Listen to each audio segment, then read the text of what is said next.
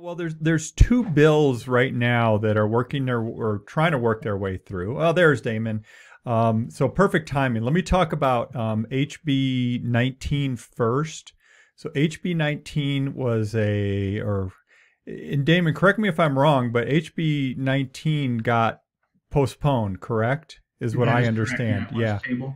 Yeah, Um, yeah, and I'll introduce you in a minute, Damon. But so HB 19 was they were trying to put a transfer tax on real estate sales. So basically, they wanted to tax you when you sell or buy a property. Um, and at this point, that one has been shot down. Thank So goodness. thank goodness for that. Yeah. But anyway, Damon Maddox, Maddox Management. If you've been around Albuquerque, been in around the city, you've probably seen Maddox management signs. I mean, gosh, Damon, how long has your family been in the real estate business? 45 years. Yeah, there you go. So you guys are kind of legendary in Albuquerque, and especially on the property management side. But your father has done so much, and yourself so much for the real estate world and real estate industry. So thank you for that. But the reason I got you on, Damon, is we want to talk about HB 111. Yes. Which is out there right now. And so, first off, Damon, if somebody wants to reach out to you, talk about property management, how do they get a hold of you? They give us a call here, Maddox Management, 505-242-0989, or Awesome. visit our website, maddoxmgmt.com. Awesome. Tell us about HB 111. So HB 111, it's revamping the Uniform Owner Resident Relations Act, which is the landlord-tenant laws for the state of New Mexico. It's definitely something that needs to be looked at from time to time. We last time it was revised was almost 20 years ago. So when we heard that something was coming along, we weren't it didn't catch us off guard. But when we finally saw the actual bill that they're proposing and the changes they're proposing, there's a lot of unintended consequences. That was one of my takeaways when I saw it. I started going through it, going, "Oh my gosh, this is going to backfire," especially on what I would consider some of the people on the margins, both as property owners as well as potential tenants and stuff. I don't know. Was that your take too?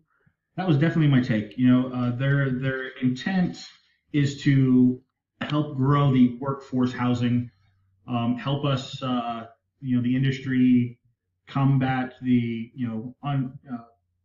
homeless issue that we have in our state, particularly in our bigger cities.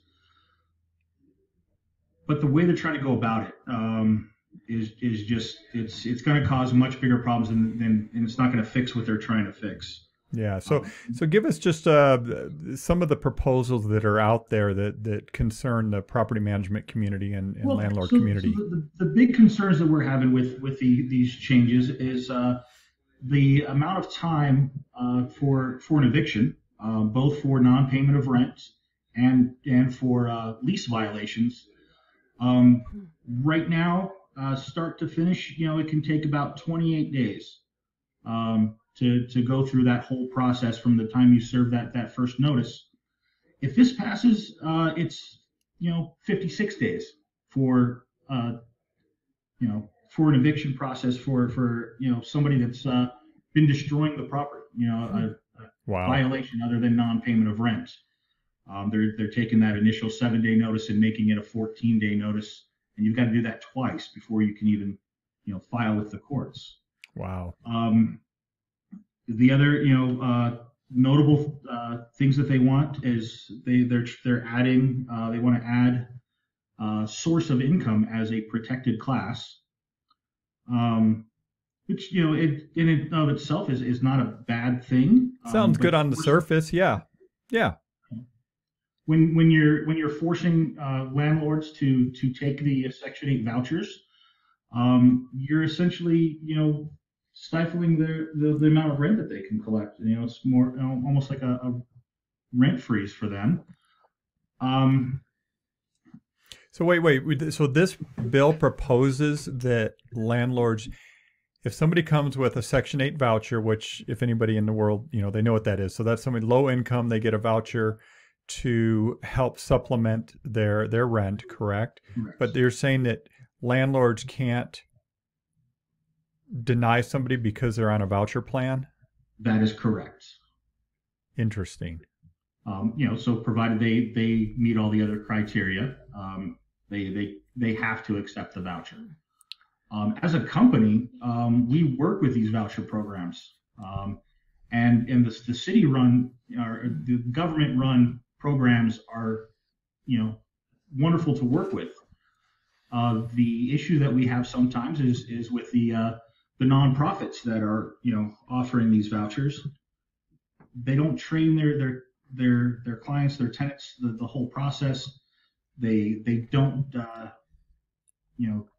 follow up on inspections like the government run ones do.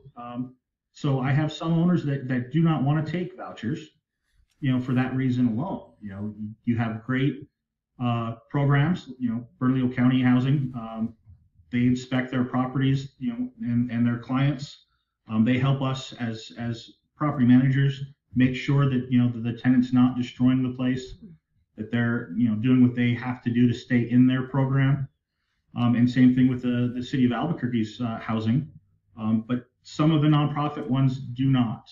Some of them are great and some of them are not. And to have to force an owner to accept all of them would be a detriment, I think. Let me ask this: what's the status? I mean, you and I talked here earlier, but what's the status of the bill right now? So the bill was in the Judiciary Committee last week. It was sent back to have some revisions done to the bill. Some of the things that were asked for, that we asked some changes to be made. And they just released yesterday a new version of the bill, but it's pretty close to the first version. Got it. So we'll see what it does in the Judiciary Committee when it goes back for a vote. What is the property management community asking from the legislature? Well, first we're asking for a seat at this table. We were not invited to help work on this legislation. Really? If they simply asked us to, we could point out, the things that where they're trying to get something to work correctly. We can let them know exactly, where that needs to change. And we'd love for it to be a two-way street. Yeah. Eddie, do you have any questions on this? No, I don't. I think it's pretty straightforward, and he's pretty much staying on top of it. So it's very interesting how bad this will impact, I think, all of the real estate industry. I think it totally takes away any and all investment in real estate going forward, which I think is really concerning for everybody. I think the biggest problem that comes in, as being a former practitioner of real estate, is this literally gets rid of those LLCs of people who are investing in properties, who are reshaping properties and doing all that type of thing. So, for a company, and this is what's really stressing me out, is seeing the Maddox company, whose names are basically number one when it comes to residential property management. This sort of puts them out of business, and they've got to now increase their cash flow probably 2 to 3 months just to accommodate the new rules, because they're hedging on the side of the tenants. And, that's not unfortunate. That's, in my opinion, that's criminal. And I think it's just really bad, Tego. Hey, Damon, tell Eddie what you told me earlier about the investors coming into New Mexico and what one of your concerns is. Well, so yeah, that's exactly right. My biggest concern, what I see right now, we have lots of investors coming in from California, from New York, and they're investing in our communities and buying up some properties and turning them around. And they always tell me that they're coming to New Mexico because our laws aren't as strict as California or New York. And these changes put us in line with California and New York. So you're going to see less people wanting to come and invest. I think obviously we want to make it clear, like we want, tenant. I mean, the reality is right now, if tenants don't do what they're supposed to do, I mean, it's still a long process to make the landlord whole, correct? Or sometimes the landlord never gets made whole. That is correct. It is, and I completely agree with you. Tego, we have an issue with workforce housing that we need to solve, and everybody deserves to live somewhere and have a good place to live, but not at the expense of of these investors or these people that are putting their hard earned money into our communities. Well, one of the things that occurred to me is, go ahead, Eddie. Is that everyone has their stories, everyone has their ideas about, I've been impacted by COVID. But one of the things that happens ultimately, and Ben knows this probably better than, or Damon knows this better than anybody, and that's the fact that, stories will keep turning into more stories, And ultimately, if you're having to pick up the phone to call a constable just to kind of evict your tenant, there's going to be significant damage inside. Not only is there no respect between tenant and landlord, which all of the laws now are really weighted towards, especially if this passes, towards the tenant, but I mean, you're going to be dealing with real huge repairs and remodeling every single time you have a tenant. And could we do a minimum of 3 years on a lease with no going out, first months, last months, and first 2 months in? I mean, I think the landlords are going to be forced to turn this into something that's not even marketable, because it's going to be cheaper to get into a house to purchase than it is going to be able to rent. And, our escalations have been tremendous here in this market. And on the landlord side, I'd say that's good. But you've had rent escalators somewhere between 7 to 10%, Tego and Damon. And that makes it really healthy for the investors from outside the market to say, hey, you know what? This is a very affordable place to live.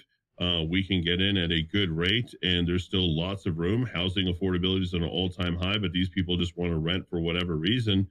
And that's just going to completely wipe out. And I do mean wipe out and decimate, I think, the rental market. It will.